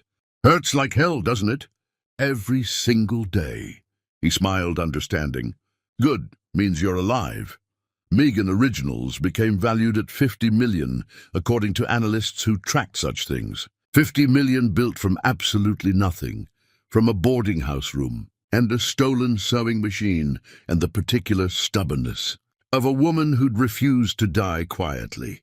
Garcelle moved into a loft, apartment that felt like living inside light itself. Floor-to-ceiling windows, exposed brick, space to breathe without counting the cost. She hung her first dress, the midnight blue one from that first horrible night, in a frame on the wall, a reminder of how far she'd traveled from the woman who'd signed those divorce papers. Late at night, she'd stand at those windows, looking out at the city spread beneath her like a promise kept. Sometimes she thought about Denzel and the twins, wondered where they were, how they were surviving. Her private investigator sent monthly reports she both needed and hated. Denzel's consultancy had collapsed under debt and scandal, embezzlement charges, fraud allegations, the particular unraveling of empires built on lies. He'd moved to a small apartment, working odd jobs, his reputation destroyed beyond repair. Noah faced potential legal consequences for his involvement in the embezzlement scheme. The golden boy had tarnished, and the world was less forgiving than it had been when he had his mother to step on. Nora worked retail, her dreams of dynasty reduced to folding other people's clothes for minimum wage. The universe had a savage sense of irony. Garcelle should have felt vindicated, should have celebrated their downfall, should have felt the satisfaction of karma finally paying attention. Instead, she felt nothing, just the vast emptiness of watching strangers suffer in a language she no longer spoke. She designed a collection called After the Fall, garments that celebrated survival without apologizing for the mess of becoming. Dark colors transformed by unexpected light. Heavy fabrics made buoyant through construction. Clothes that said, "I survived what tried to kill me, and now I'm beautiful in ways you can't categorize." The collection sold out within hours. On the night of her studio's second anniversary, 2 years since leaving that tiny closet atelier, Garcelle threw a party. Not a corporate event with forced networking, but an actual celebration with the women who'd built this empire alongside her. Her seamstresses, her team, the clients who'd believed in her when believing was an act of faith. Peter Williams came, bringing champagne that cost more than reasonable, and making everyone laugh with stories about his own early failures. To Garcelle, he toasted, raising his glass, who taught us all that falling is just another way of learning to fly. They drank and laughed and celebrated the particular miracle of not giving up, when giving up would have been so much easier. And late that night, after everyone had gone home, Garcelle stood alone in her studio, surrounded by the evidence of her impossible journey, and whispered to the ghosts of who she'd been, "I'm still here, still breathing, and I've become something even I didn't dare imagine." Chapter 7, The Empire That Forgot to Ask Permission. The magazine cover arrived at Garcelle's loft by messenger, an advance copy before it hit newsstands nationwide. Her face stared back at her from glossy paper, photographed in one of her own designs against a stark white background. The headline read, "The Phoenix Designer, How Garcelle Megan Rose from Nothing to Redefine Fashion." She sat on her floor holding the magazine, tracing her own photographed face with fingers that remembered bleeding from needle pricks. This woman on the cover looked powerful, certain, like she'd never doubted her right to exist. Garcelle barely recognized her. The article inside told a sanitized version of her story, the divorce, the struggle, the rise. But it left out the visceral details. How she'd cried in gas station bathrooms, how she'd considered not waking up during those first weeks, how she'd survived on spite and stubbornness when hope felt like a language she'd forgotten. But what the article captured perfectly was the now. Megan Originals had become synonymous with what fashion could be when it stopped punishing women and started celebrating them. 3 flagship stores, a team of 40 employees, designs worn by everyone from actresses to activists. A brand valued at numbers that made her dizzy. The profile ended with a quote from an industry analyst.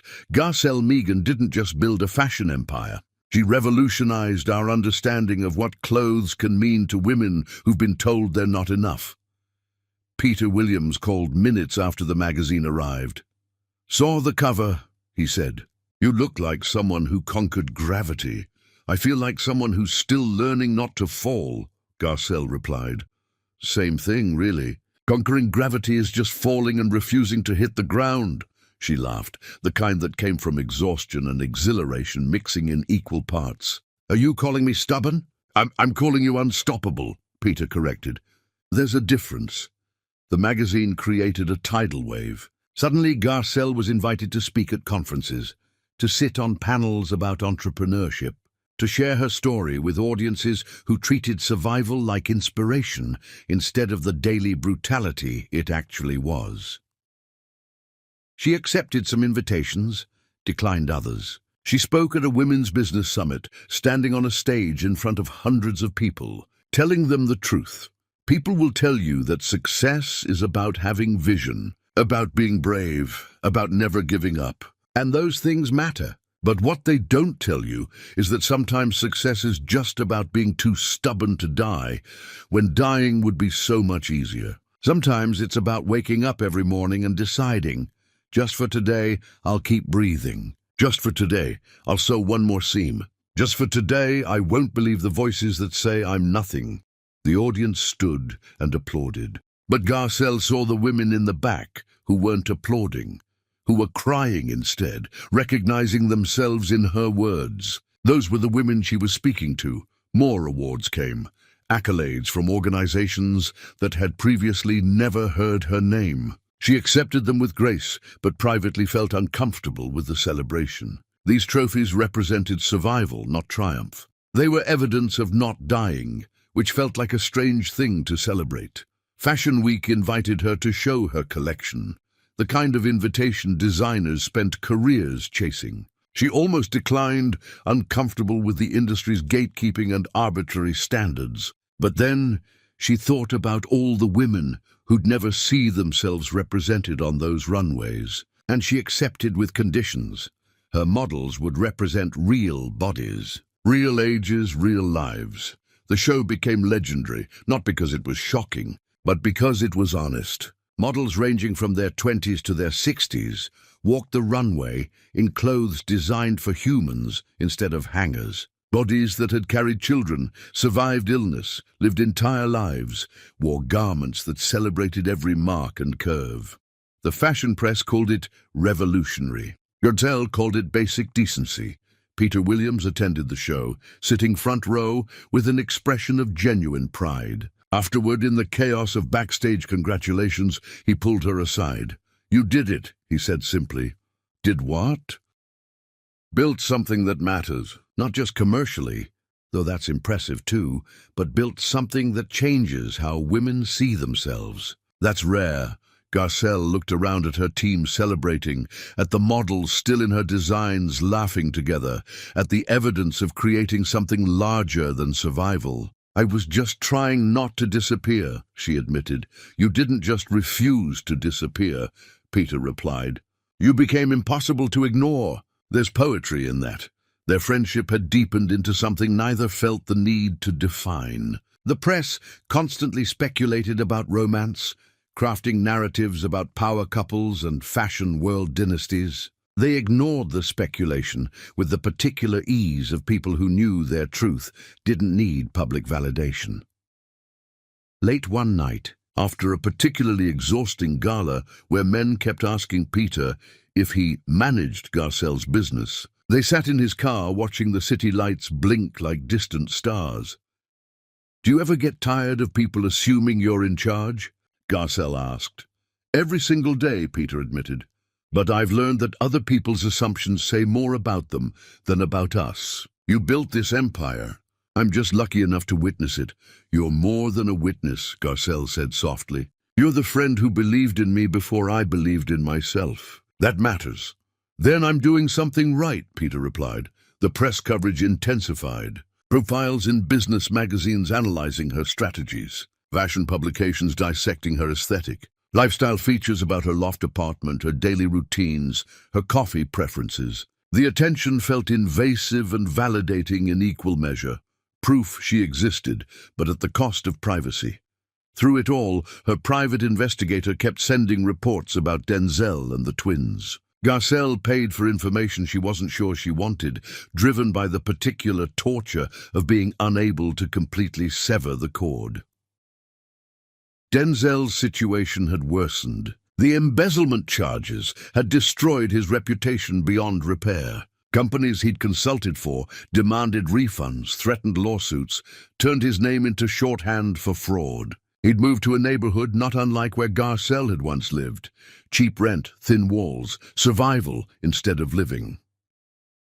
Noah faced actual prison time. The golden boy, who'd told his mother she didn't matter, now spent his days with lawyers trying to keep him out of federal custody. The irony was almost poetic. He'd helped his father steal from the business Garcelle had helped build. Nora worked retail at a department store that sold clothes.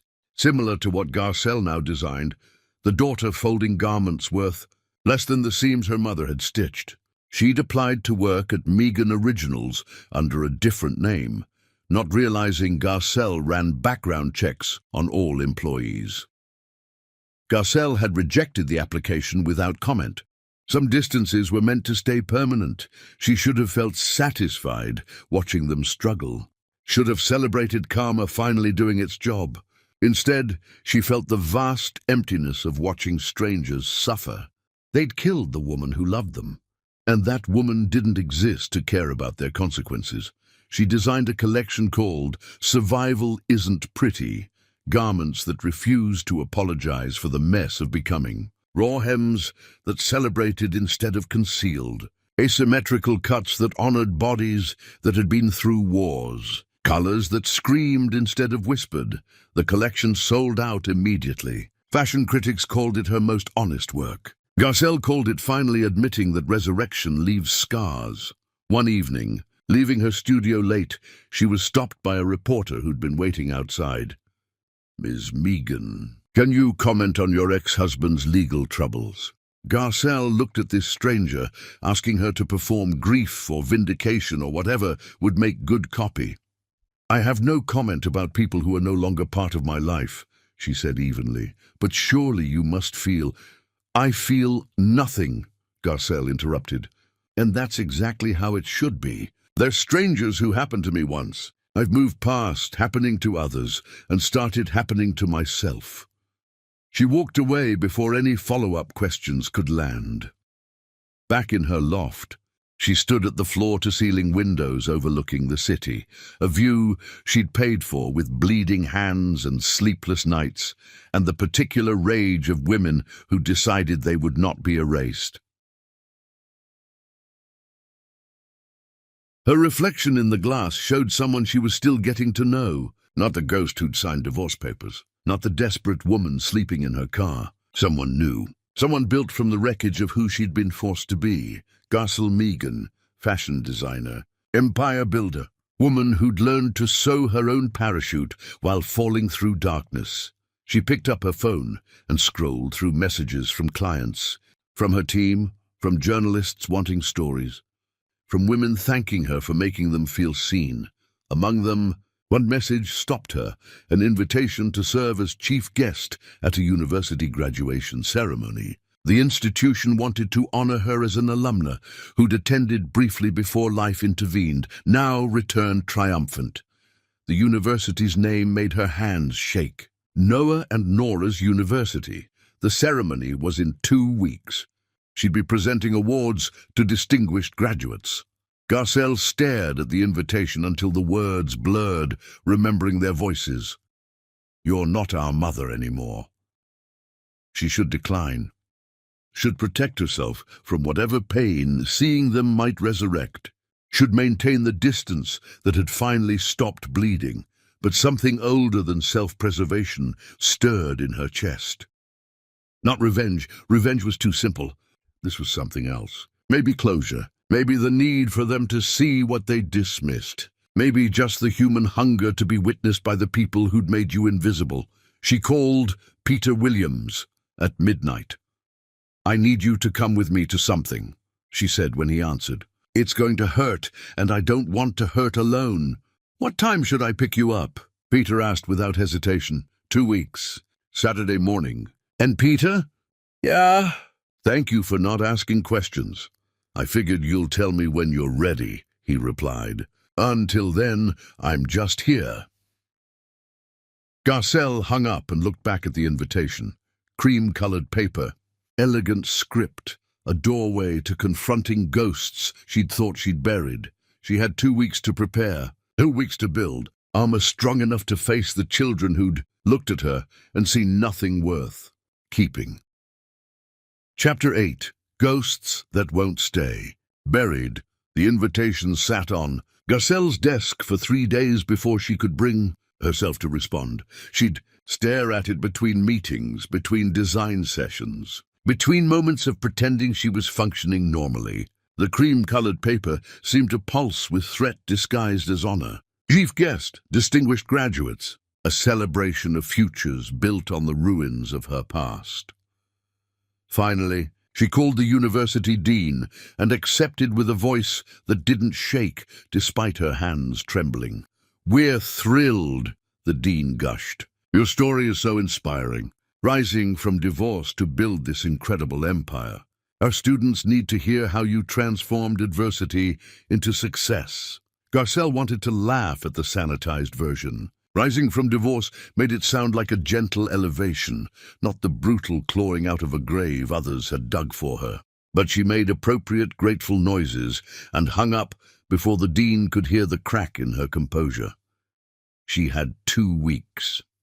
The first week, she threw herself into work with manic intensity. New designs poured out of her, garments that looked like rage, wearing silk, dresses that celebrated survival without prettifying it.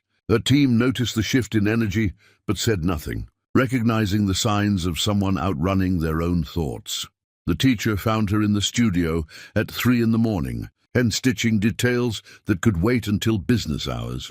"You're allowed to not be okay," the teacher said gently, setting down coffee that actually smelled good, thanks to Peter's machine. "I'm fine," Garcelle lied. "You're sewing like someone's chasing you. And I've seen you do that before. Usually means something's eating you alive." Garcelle set down her needle, the truth suddenly too heavy to carry alone. "I'm going back to where they are. My ex, my children, giving a speech at their graduation ceremony. And I don't know if I'm doing it to prove something to them or to myself. Maybe both," the teacher offered. "Maybe that's allowed. What if seeing them break something I worked so hard to fix? Then you'll fix it again. You're good at that." The second week felt like counting down to execution. Garcelle designed the dress she'd wear, midnight blue with silver threading, similar to her first creation, but elevated to perfection. Armor disguised as elegance. She'd learned that lesson from women throughout history. Sometimes you fight battles in beautiful clothes. Peter called her daily, never asking about the ceremony directly, just checking in with the particular care of people who understand that sometimes love means holding space for pain. You eating? He'd ask. Technically, she'd answer. Sleeping? Also technically. Want company? Not yet, but thank you for asking. On the Wednesday before the ceremony, Garcelle's private investigator sent an updated report. She'd told him to stop, but he'd sent it anyway with a note, thought you should know before you see them.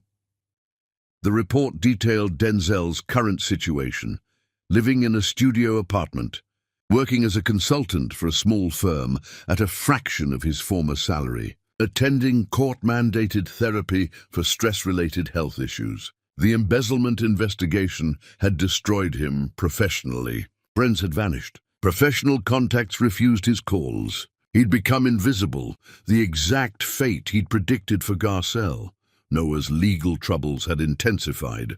Federal investigators were building a case. His lawyers were negotiating plea deals. The golden boy, who'd told his mother she didn't matter, now spent his days trying to convince strangers he did. Nora had moved back in with Denzel, unable to afford her own place on retail wages, mother and daughter in different circumstances. But Garcelle felt no sisterhood with Nora's situation. You couldn't claim kinship with someone who'd participated in your murder.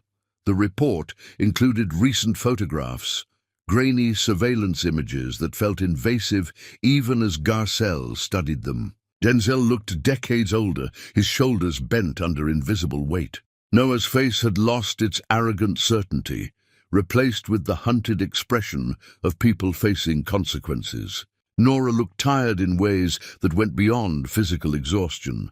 Garcelle stared at these images of strangers wearing familiar faces and felt nothing. Then everything, then nothing again. The emotional whiplash left her dizzy. She called Peter at midnight. "I don't know if I can do this," she admitted when he answered. "Then don't," he said simply. "You don't owe them closure. You don't owe them anything. But I owe myself something, and I think that something is standing in front of them and being undeniable. Not for revenge, just for proof that I existed before them and I exist after them." "Then that's your answer," Peter replied. "You're not going for them. You're going for you." The night before the ceremony, Garcelle couldn't sleep. She stood at her loft windows, watching the city breathe, cars moving like blood cells through arterial streets. Lights blinking on and off in windows where other people were also awake at unholy hours. The whole urban organism pulsing with collective insomnia. She thought about the woman who'd signed those divorce papers 3 years ago. That Garcelle had believed her entire worth was tied to being someone's wife, someone's mother. She'd measured her value by how well she served others' needs, how completely she could erase herself for their comfort. That woman was dead. Garcelle had killed her through the brutal act of survival, and standing in her grave, something new had grown, a woman who understood that taking up space wasn't selfish, it was necessary. A woman who'd learned her voice mattered even when no one was listening. A woman who'd built cathedrals from the rubble of her own heart. She looked at her reflection in the dark window. This person she'd become through sheer stubbornness and sleepless nights and the particular rage of the dismissed. She wore her power differently now, not like a costume borrowed from someone else's closet, but like a second skin she'd grown through painful molting. "They're going to see you tomorrow," she whispered to her reflection. "And they're going to realize what they threw away wasn't nothing. It was everything they needed and didn't know how to value." Her phone buzzed with a text from Peter. "Picking you up at 8. Wear that dress. It makes you look like you could burn down cities and build better ones from the ashes." She smiled, the first genuine one in days, and texted, "Back, that's the plan."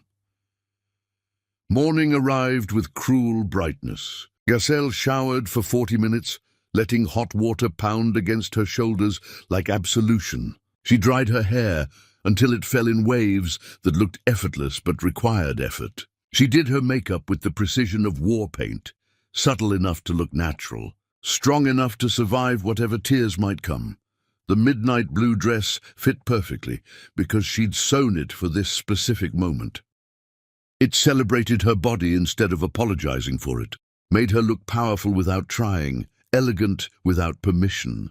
She stared at herself in the full-length mirror and barely recognized the woman staring back. This wasn't the ghost who decorated an anniversary dinner. This was someone who'd learned to haunt others instead of being haunted.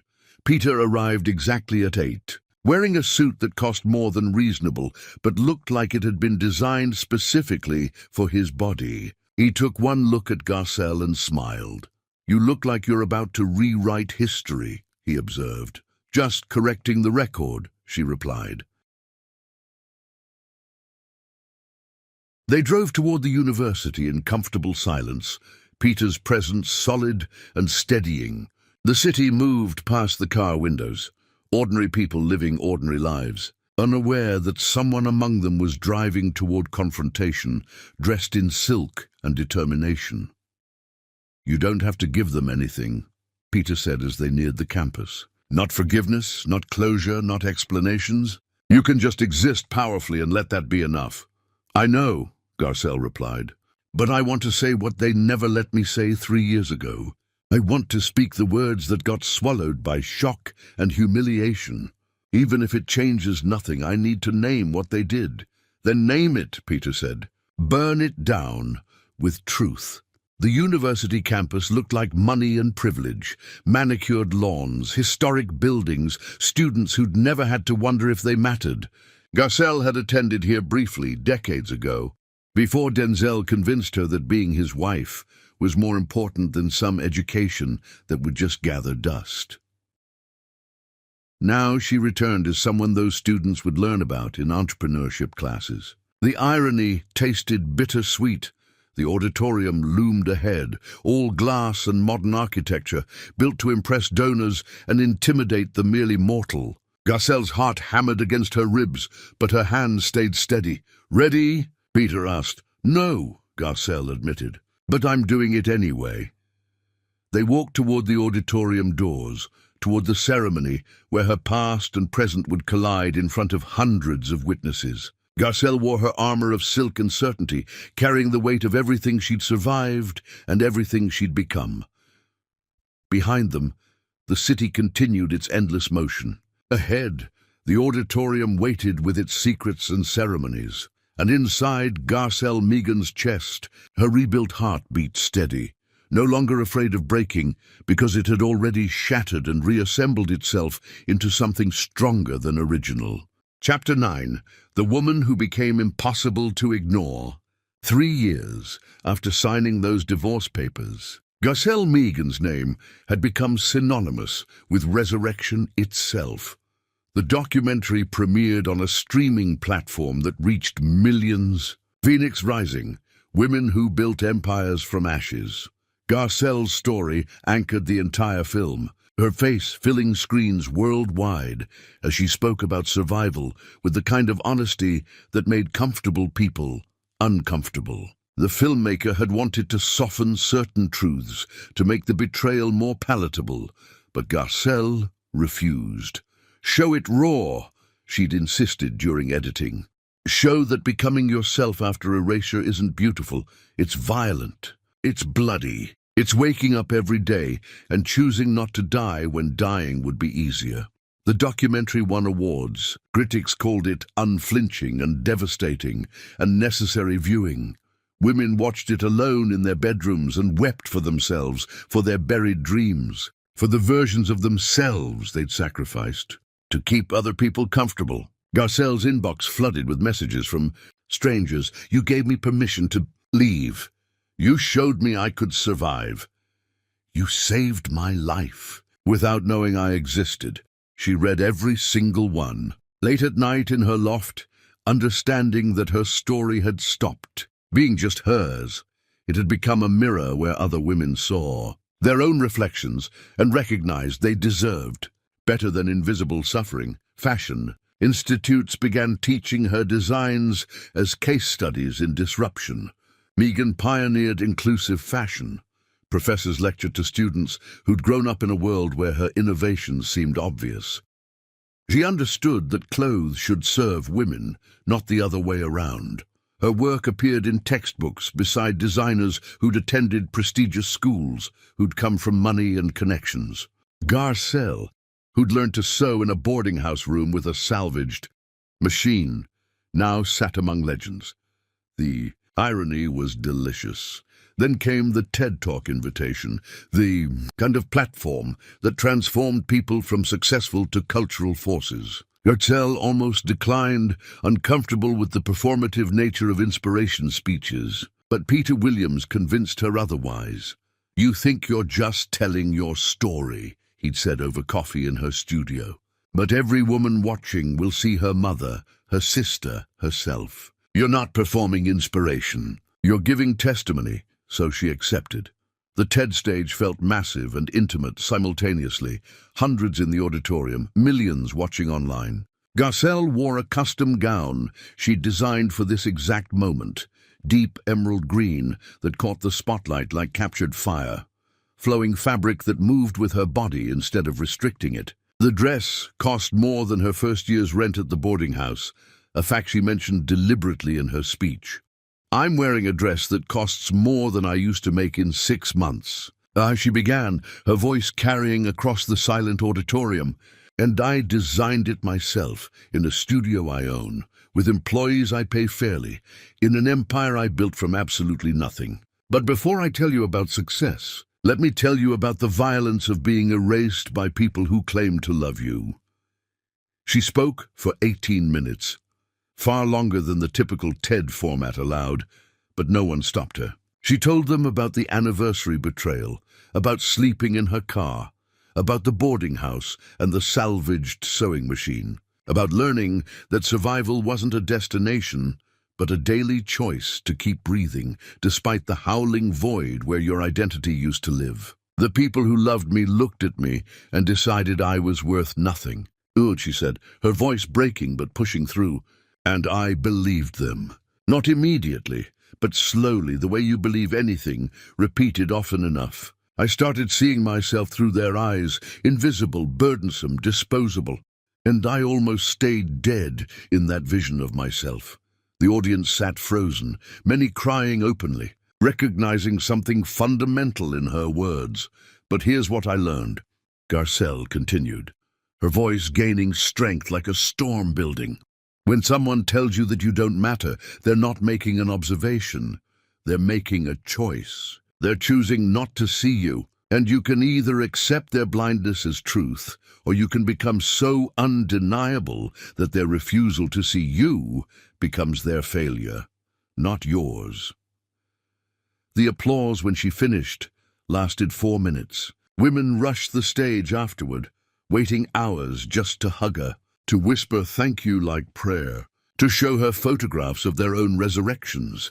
Businesses started, marriages left, dreams resurrected from graves marked too late. The TED Talk went viral, 20 million views in the first month, then 50 million, then numbers that stopped meaning anything except proof that her story had touched something universal. Young women quoted her words like scripture. Universities invited her to speak at commencements. Magazines featured her on covers with headlines about transformation and refusal to surrender. But the achievement that mattered most to Garcelle was the foundation. She launched it on what would have been her 23rd wedding anniversary, poetic justice turned productive. The Megan Foundation funded fashion education for women escaping domestic situations, for mothers who'd buried their dreams under everyone else's needs, for anyone who'd been told their ambitions were selfish indulgences instead of legitimate hungers, full scholarships, no questions about their pasts, just belief in their futures. Peter Williams became her partner in this work, not romantically, though the press kept insisting, but in the deeper way of two souls who understood survival's architecture. He donated substantial funds, but never asked for control, never demanded his name on buildings or programs. Just quietly made miracles possible while Garcelle received the public credit. "Why do you do this?" she asked him once, late at night in the Foundation's office, surrounded by applications from women whose stories broke her heart and remade it simultaneously. "Because I remember what it felt like when someone believed in me before I believed in myself," Peter replied simply. "And I remember how many people didn't. This is how we fix that math, one woman at a time, until believing in each other becomes the default, instead of the exception." They attended charity galas. Together now, the kind of events where people who would have ignored them both once now competed for their attention. Garcelle found the irony bittersweet, watching wealthy people congratulate themselves for supporting causes they'd previously overlooked. But she played the game because the game funded scholarships and studio spaces and sewing machines for women who needed them desperately. One evening, leaving a restaurant after a Foundation dinner, they were photographed. Garcelle's head thrown back in genuine laughter at something Peter had said, his hand steadying her elbow. Both of them dressed like people who'd conquered gravity and were still surprised by the view. The photograph appeared in society pages the next morning. Speculation about romance, about power couples, about whether Peter was the secret to her success. The articles made her laugh and rage in equal measure. "They can't imagine we're just friends," she told Peter over coffee, showing him the gossip columns. "Can't conceive of a man and woman caring about each other without ownership involved." "Let them speculate," Peter replied, unbothered. "What we have doesn't need their understanding or their categories. It just needs protecting." What they had was something rarer than romance.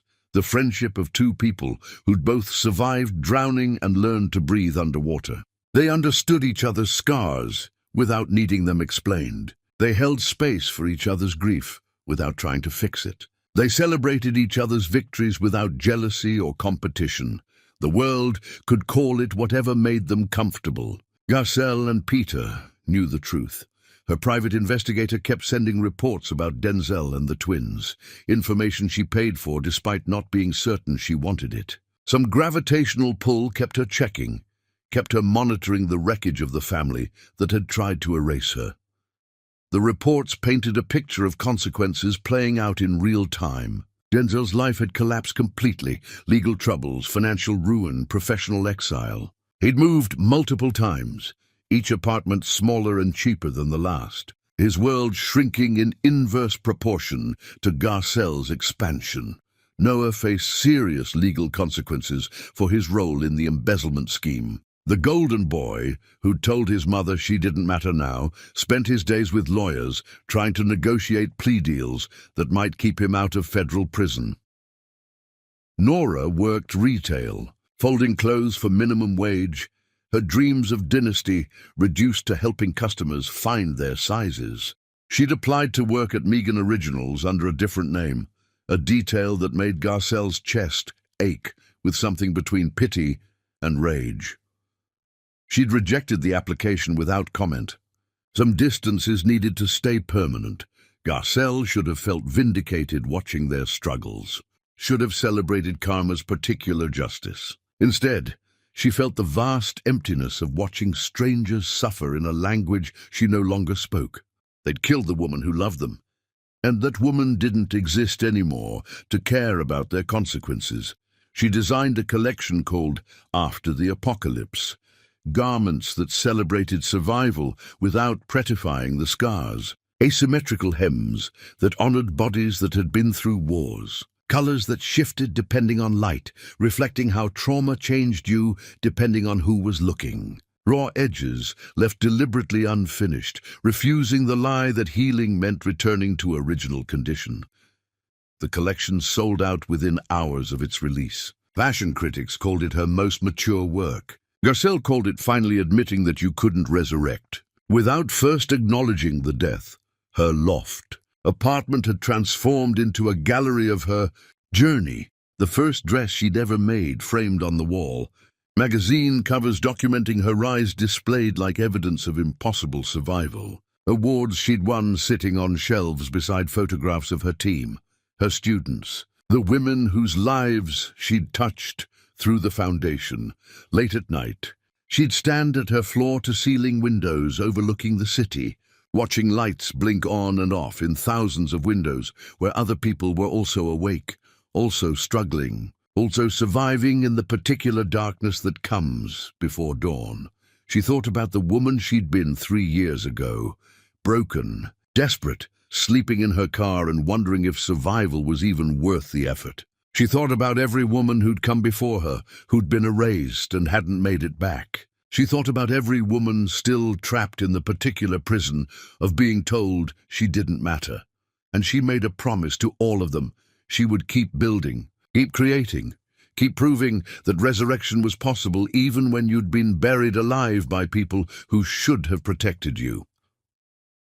On a Tuesday afternoon, while reviewing scholarship applications in her office, her assistant knocked tentatively. "This just arrived," the assistant said, handing her a cream-colored envelope. "It's from a university. Looks important." Garcelle opened it with hands that suddenly felt unsteady. Inside, an invitation, printed on expensive paper that felt like threat disguised as honor. The university requested her presence as chief guest at their graduation ceremony. They wanted her to present awards to distinguished graduates, to speak to students about resilience and transformation, to be the inspiration they could point to and say, "See, surviving is possible." The university's name made her chest constrict. Noah and Nora's University. The ceremony was in 2 weeks. Garcelle read the invitation 3 times, each word hitting differently. "We would be honored, your inspiring story. A role model for our graduates." Her assistant stood waiting. "Should I accept on your behalf? It's a prestigious institution. Good publicity for the foundation." Garcelle stared at the invitation until the words blurred, remembering their voices on that anniversary night. "You're not our mother anymore. You're just a burden." She should decline, should protect the peace she'd built so carefully, should maintain the distance that had finally stopped bleeding. But something older than self-preservation stirred in her chest. Not revenge exactly, but a hunger to be witnessed by the people who'd made her invisible. A need for them to see what they'd dismissed. A desire for one final confrontation, where she held all the power they'd once used to destroy her. "Accept it," Garcelle heard herself say. "Tell them I'll be honored to attend." Her assistant left with the confirmation. Garcelle sat alone in her office, holding the invitation like evidence of an approaching storm, and wondered if she was brave or foolish for walking directly into the thunder. She called Peter Williams. "I'm going back," she said when he answered. "To where they are. The university invited me to speak at graduation. Noah and Nora's graduation." Silence on the line, then. "Do you need me to come with you?" "Yes," Garcelle admitted, her voice small. "I need you to remind me who I am now when I'm standing in front of who I used to be." "I'll be there," Peter promised. "Every step." Garcelle hung up and looked at the invitation one more time. 2 weeks, 14 days to prepare for confronting the ghosts who wore her children's faces, for standing before the man who'd signed her death certificate, for speaking truth to people who'd spent 3 years learning that consequences were real and mercy was optional. She stood and walked to her window, looking out at the city that had witnessed her resurrection. Somewhere out there, Denzel was struggling to survive in a world that no longer wanted him. Somewhere, Noah was facing the reality of actions having prices. Somewhere, Nora was folding other people's dreams while her own lay buried.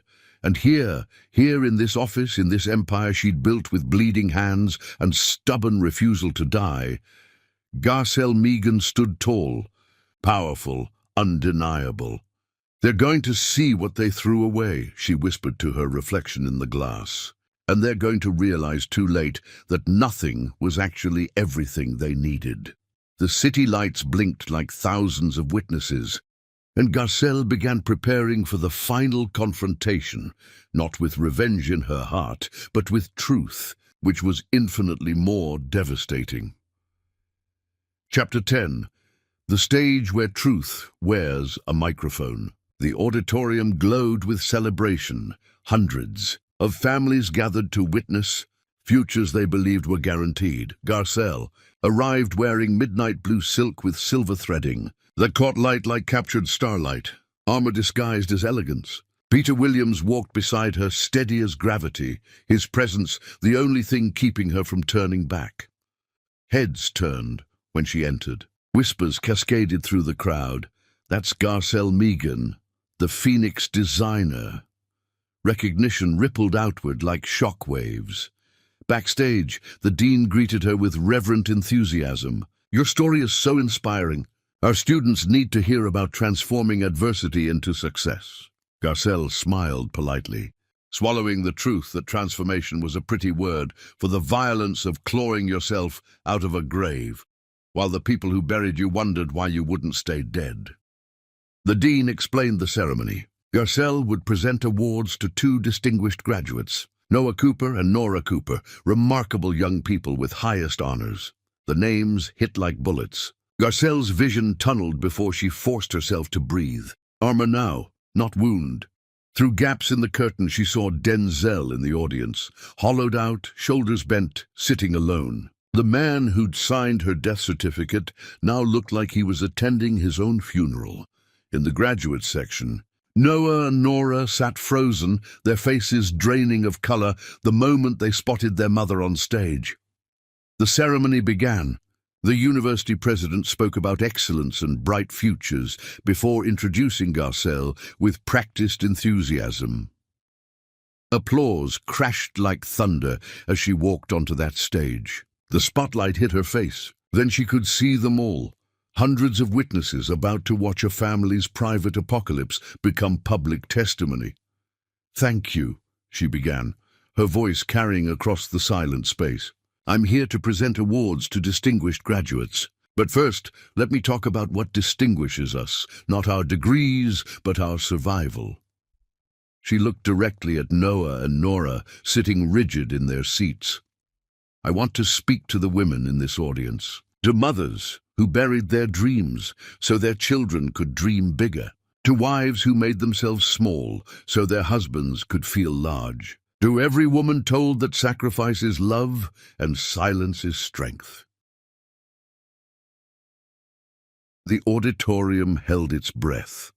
"I want to tell you about a woman who spent 20 years building a home, only to discover she'd been constructing her own prison, who gave her youth to fevers and school lunches, who abandoned her education, her career, her identity, believing that's what love required. Complete self-erasure. Tears already streamed down faces throughout the crowd. This woman gave everything. Her beauty to sleepless nights, her ambitions to other people's achievements. She gave so much that eventually nothing remained of who she'd been before. Just a ghost moving through rooms doing invisible labor while everyone wondered why she wasn't happier. Her voice broke, but she pushed through.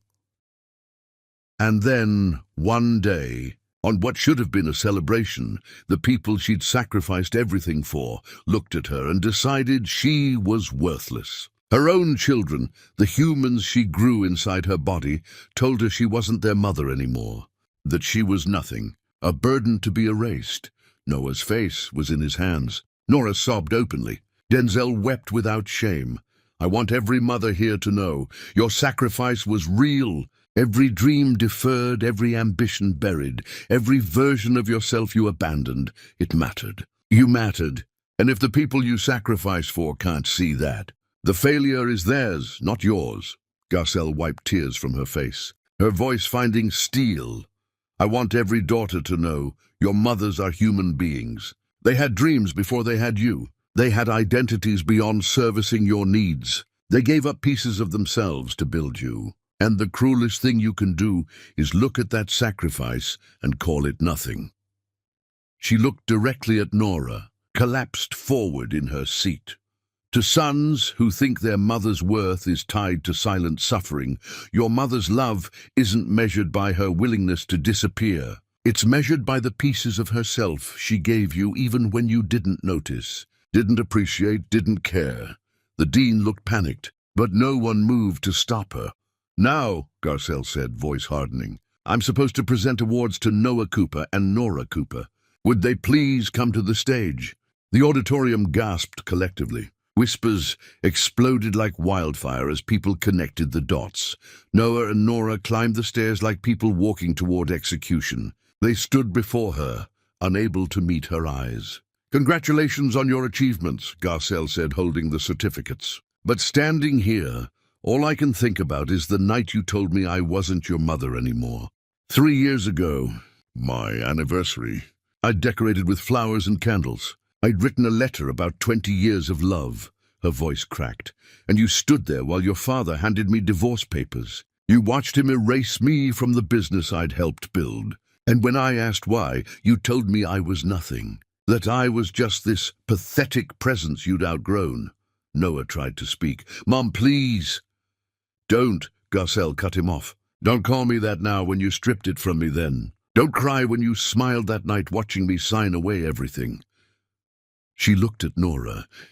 "You told me I suffocated you with my neediness. The cruel irony? I'd made myself so small, trying not to burden you, that I'd practically disappeared. But even my ghost was too much." "We were wrong," Nora managed through sobs. "We were so wrong." "You understood perfectly," Garcelle interrupted. "You understood that I loved you more than I loved myself. And you used that love like a weapon." She extended the certificates, forcing them to take them with shaking hands. "I came here not to forgive you. I came to name what you did, to say out loud, in front of all these witnesses, that you murdered the woman who loved you. You killed your mother as surely as if you'd used your hands." The auditorium dissolved into chaos, people sobbing, gasping, frozen in horrified fascination. "I forgive life for what it taught me through you," Garcelle continued, tears flowing but voice steady. "I forgive myself for loving you so completely that I forgot to love myself.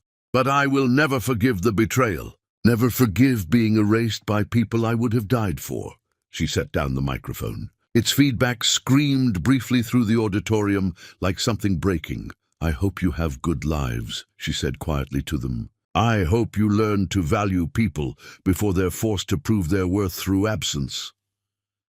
Then she turned away, from Noah collapsing to his knees, from Nora reaching out with hands that couldn't bridge 3 years, from the ceremony dissolving around them. She walked down the stairs toward Peter Williams, who waited with his hand extended. She took it, and they moved toward the exit while chaos erupted behind them. Outside, afternoon sun hit her face like absolution. The campus looked serene, gardens blooming, paths winding through perfect lawns. "You did it," Peter said softly. "You made them see." "Did I?" Garcelle asked, feeling vast emptiness and strange relief. "You gave testimony for every woman who's ever been erased," Peter replied. They walked to his car. Garcelle didn't look back. She'd said everything that needed saying, proven she existed without their permission. She got in the car. Peter drove away from the campus, away from the past. "Where to?" he asked. "Forward," Garcelle replied. "Just forward." The afternoon light painted everything gold. In the passenger seat, Garcelle Megan, fashion designer, empire builder, woman who'd refused to die when dying would have been easier, sat with her head held high and her heart finally, impossibly, her own again. Some stories don't end with forgiveness. Some stories end with a woman finally learning she was never the one who needed forgiving. And as they drove toward whatever came next, Garcelle whispered, "I existed before them. I exist after them. And I am undeniable now." The city lights blinked their agreement, and the car carried her forward, toward the rest of her life, which belonged to no one but herself.